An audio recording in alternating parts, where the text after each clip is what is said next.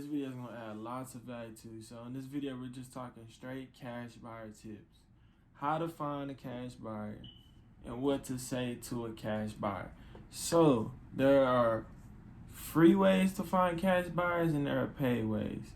It's all pretty simple. So the first free way you can find a cash buyer is simply looking on Zillow or Redfin and identifying that a property is a fix and flip. How do you identify that a property is a fix and flip? If it's staged. Most likely, if it's staged, then it is a fix and flip.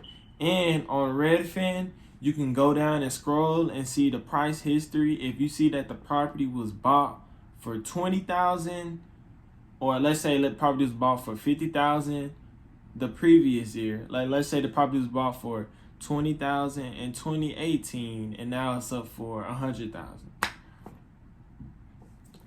Then you know that was a fix and flip. Plus it's staged. You can basically tell.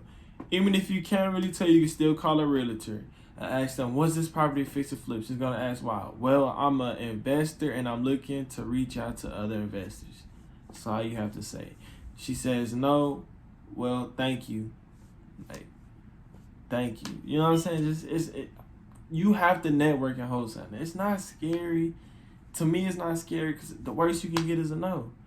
If she does say, well, thank you, can you please connect me to him or talk to him and ask him, is he looking for any deals? And the realtor will simply contact the investor, the cash buyer, and boom, y'all are golden. Now, y'all probably wondering, what is a cash buyer? I never explained it. Cash buyer is basically anyone who fixes and flips and someone who could bring cash to the closing table. How do they get that cash? They have private lending, they have hard money, a lot of different ways people their own money. It's a lot of different ways people can get money to fix and flip. But you don't worry about that. As long as they can bring money to the deal, that's a cash buyer. That is considered a cash buyer. Another free way that I use that is a secret gem that I've been using for a long time is Facebook. Now, Facebook is not a secret gem, but this method on how I use Facebook is a secret gem. So, you go to your local real estate group. If you live in Memphis, you go to look up Memphis Real Estate Investment Group. Most likely, they're in every city. There's a Facebook group. And basically what you do, you just look on the site. You just look to see who's in the group. Some people have real estate investor in their bio, and some people have wholesaler in their bio, but you can kind of tell who's a wholesaler and who's a real estate investor. Now, what I do is that I look to see the wholesalers who post deals. And when a wholesaler posts deals, because fix and flippers are always looking for deals, bro. They will hunt you down for those deals. They won't hunt you down. You got to go to them, but they want deals. They want you to bring them money. No one's going to say, I don't want free money. Simple as that. So when a wholesaler posts in a Facebook group that I have this property and yada, yada, yada for $100,000, the fix and flippers and investors are going to comment. They're going to comment their email address. Now, there's two things. You can Facebook message them. You can see who commented, Facebook message them, or you can just send them an email. When you send them an email, say, hey, my name is Brett, and I'm a local wholesaler. I'm a wholesaler in your area, and I was wondering, would you be interested in being added to my cash buyers list? Would you like to be added to my cash buyers list? Simple as that. Now, I'm going to tell you what a cash buyer list is later on in this video. What a cash buyer list is later on in this video. But that's a free way. Yeah, those are two free ways. Facebook, I love Facebook. Okay, now we have paid ways, okay? The paid ways are basically just buying a buyer's list from a wholesaler in your market or area. Just simply buying a list. Now, their list, I don't know how much, I never bought a list from someone, so I don't know how much they run you, but make sure it's a list about 100 buyers, you know what I mean? And you will have to introduce yourself to those buyers, because let's take it from a perspective of a fix and flipper. Let's say that you're a fix and flipper and just a random person sends you a deal. You're gonna be suspicious, like, who is this person? Is this a scammer? So you have to basically tell them, oh, I bought the list from this wholesaler. He showed me the list. I bought the list off of him, and this is how I got to you. And then they will, it's kind of a more security thing. They feel more secure when they know how you got their information. But yeah, buying a cash buyers list you can do it from a website too. Same method. You contact them, and I'm gonna tell you what to say when you contact them and how to talk through the whole deal process in this video. This video is golden. Okay, so now we're gonna talk about another pay away. Another pay away, you have buying the list from someone, and then you have PropStream. PropStream is, like I said, if you listened before, PropStream is a software where you can pull lists. You pull lists of absentee owners, tax delinquents. PropStream is the move, man. If you have $100 a month, PropStream is the move. Now, ListSource and PropStreams are the only two places I really know that you can pull accurate, good lists. Now, the minimum list, the amount you could pull from ListSource is $50. You have to spend $50 from ListSource to get a list. You have to spend $50. PropStream is $100. So you got to debate, would I be using two lists? If you're going to be using two lists from ListSource, you might as well go get PropStream. That's a mistake I made money-wise. I end up getting the list where I should just went straight to PropStream. But the 100 month kind of scares me. But the amount of data you can pull, it can set you off for weeks, months. Just the amount of data you can pull. If you can keep all the data and find somewhere to store all the data, like a hard drive or something, then you're good. Because PropStream does not have a limit on how many records you can pull, how many lists you can pull. So that's the great thing about PropStream. So how do you use PropStream to find cash buyers? PropStream has a tab in the software that literally says cash buyers. And you literally just click and and you put in the zip code, put in your market, and it's gonna show you all the cash purchases that have been in the area. And they're gonna say who purchased it. Now, some of them might come with a phone number, some of them might not. But you can skip trace that list and find the cash buyer. Now, let me tell you how your cash buyers can actually make you money, some more money. If you're known in the wholesaling community, your market, that you can get deals done, that you get a lot of deals done, some new wholesalers are going to trust you and they're going to say, well, if I go with Jack can get my deal off to his buyers. He has a massive buyer list. You know what I mean? Massive buyer list.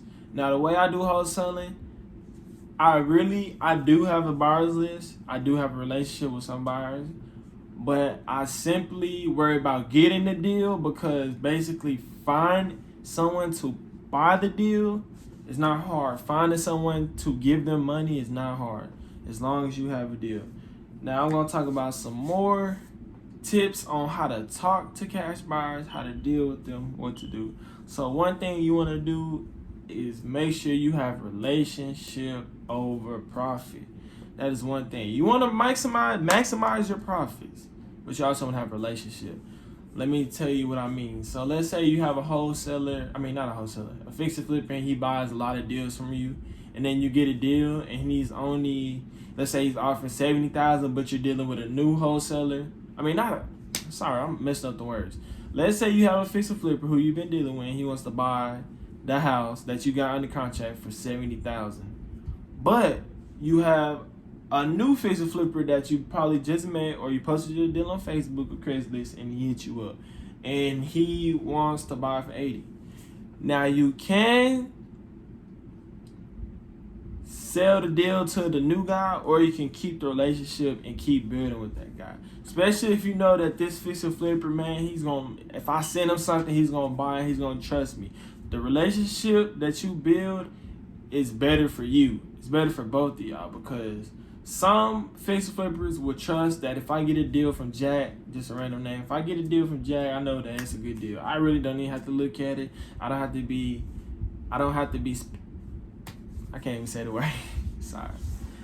I don't have to be suspicious. I don't have to be suspicious about, man, is this a good deal? Is he trying to get over? Is he selling me a shit house? Or, you know what I mean?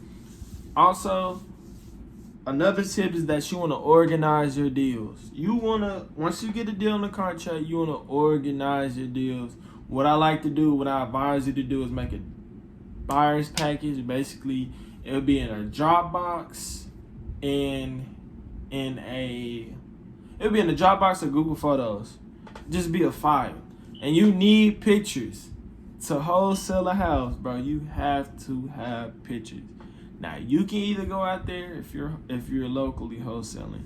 I will tell you how to do virtual later on. I'm telling you how to do virtual later on. But if you're locally wholesaling, you want to go out there, go take 40 to 50 pictures. Literally, go take 40 to 50 pictures, literally everything you can take, and just put it all in the files, and make sure that you put some good data in the files. So, what do you want to, once you get 40 to 50 pictures of the property, what do you want to put? You want to put a title. It doesn't have to be a cheesy title. You can just put the address. Yeah, just put the address. Don't make it a cheesy title like Wholesale of Your Dreams or Dream Property, or, yeah, don't do that. That's cheesy. Fix and Flip is not as cheesy. That's cheesy, bro. That's cheesy, bro. So you want to put the closing date in there, the day that you're going to close. Like I advised you before, you want to make sure that the day that you close, like I did say before, that you can close on the same day, which you can. You can set up with the cash buyer to close on the same day. But I'm going to upgrade that and tell you close 5 days before with the buyer, with the cash buyer. So if you have a contract with the seller on July 30th that you are going to close this property and that they're going to buy, I will set it with the cash buyer that he's going to buy the property on July 25th. Simple as that. And when the title company will hold his funds, and then on July 30th, that's when the transaction will happen. Happens like that. That's easy.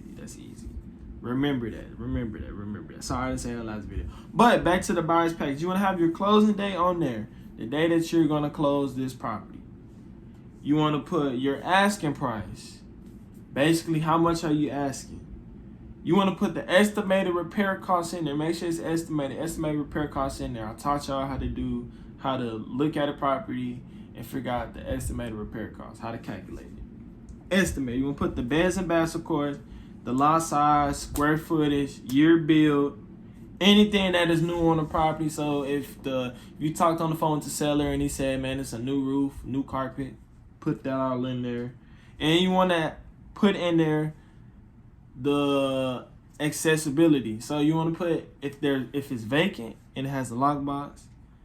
If it's vacant and it doesn't have a lockbox, you want to put if it's occupied. Because the buyer might want to come out and see the property. Now, that's not for virtual. I'm going to teach you how to do that. But that's later on. But this is local. So they might want to come out and see the property. So when they come out and see the property, when you put if it's vacant or occupied, then that's when they will ask you if they're interested. They would want to come out and see the property. Simple as that. How do you how do you do a walkthrough of the property if it's occupied? You simply will call the owner and ask him, can your tenant, whoever's in the house, can they be at the house from 4 to 5 on Saturday? Make sure you set it up in a week in advance, or as soon as the cash buyer tells you want to meet, then you just set it up. So if the cash buyer says you want to walk through tomorrow, call the owner, ask him, can they tell the tenant, the person who's renting the house, can they be vacant for 2 hours, 1 hour, straight like that. Now, buyer's list. How do you make a buyer's list? Now, buyer's list can be literally anything, but it could be in any type of file, Excel, but I use Google. You use Google Docs and you can make a table.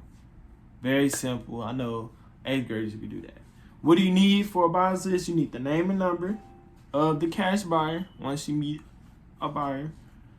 The name and number, the email, business email. Also, when you make an email for wholesaling, make sure you make a separate email.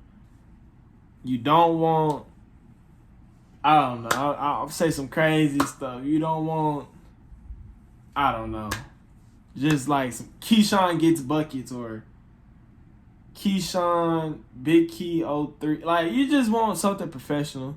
You want Keyshawn, like something professional. You know it's professional. Now, I don't have to sit here and teach you every little thing, how to set up an email. You know it's professional.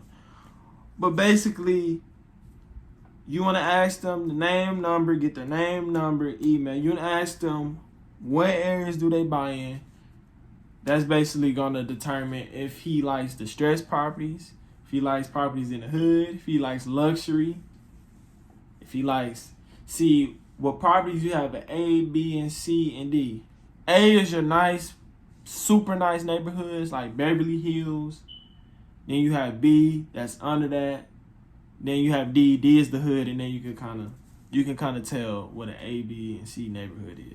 C is like, it's not that bad, B is like, it's nice, it's big houses here, and then A is like, bro, it's nothing but mansions. So you want to ask them. Then you want to ask them what kind of properties do they like to buy. Some people like buying mid rehabs, light rehabs, full guts. I only want pre-foreclosure. Some people just have a certain type of property that they like. So you want to ask that. Then you want to ask how many properties are you doing per month? How many fix flips are you doing per month? This is golden because this shows you who to send your deal to first. Which you send them to them all, but who to send your deal to first. So let's say if you have a doctor and he does fix and flip on the side, then he's not doing 2 to 3 deals a month. He's probably doing 2 to 3 deals every 6 months, 2 to 3 deals a year. But if you have someone who's a big fix and flipper and that's all they do and they're doing 5 to 6 deals a month, you want to send it to the guy who's doing 5 to 6 deals a month. Also, how many deals a month can correlate to how fast can they close. Because people who do a lot of deals, that means they can close fast. So that's what you want to ask. How fast can you close? If I send you a wholesale deal, how fast can you close? And you want to get that because you will know who to send a deal to and how reliable are they. Based on someone's word, how reliable are they? Because some money does require time to get, like hard money. When you're borrowing someone's money, when fix and flippers are borrowing someone else's money, it may take time to get approved. When you got someone with their own money, and it's simply, they can just put $60,000 in a property real fast to fix and flip. You get what I'm saying? But I don't recommend asking people how they fund their deals because that's just like being nosy. You're just being flat out nosy. Just ask them how fast they can close, and that kind of answers the question for you. Also, you want to ask, what price point are you looking for? So, most people be like 100,000 to 200,000, 300,000 to 400,000. I only need, if you're in LA, he's like, I only want properties that are 2 mil. I only want properties that are 2.5 mil. So that's just So if you have a property that's 100K, then you don't send a property that's 100K to a guy who only deals with properties that are over $1 million. That's logic. You gotta have logic. You have to have logic. So yeah, that's everything. So basically, you put all that information in a form or anywhere, bro. Put it in a notebook. I advise that you keep it digital. That way it's backed up, but keep it somewhere. You can keep it somewhere. It's late. I don't think I went over how to make a buyer's package. Like I said, like I said, you just put all the info of the property. Where do you get the info from? You get the info from Redfin, Zillow. Redfin and Zillow is going to be your best friend if you're a wholesaler. Redfin, Zillow. Redfin does have a little more. They both have estimate. Redfin has an estimate, and Zillow has an estimate. But Redfin offers a little more information about like when the property built, the price history, all that, etc. So when, let's say you're probably thinking, well, what happens if a cash buyer comes and the seller sees the cash buyer? Now, this probably will happen if you're locally wholesaling, but you just simply say, this is who she, if they ask who is that, which they probably won't, just say it's my partner. Simple as that. And you really won't have to worry about people, a fix and flipper, going behind your back simply because you have the property under contract. Simple as that. You have the property under contract. So he really can't go behind your back. Why? Because you had a property under contract. Now, that's why I said don't market deals you don't have under contract. That's just a no-go, because let's say you don't have the deal under contract and you bring, which is so bad, but you bring a fix and flipper out, he can literally say, well, I'm going to offer you this for your house. It's going to be more than what you offer because you're a wholesaler and you're going to lose out on that deal. Simple as that.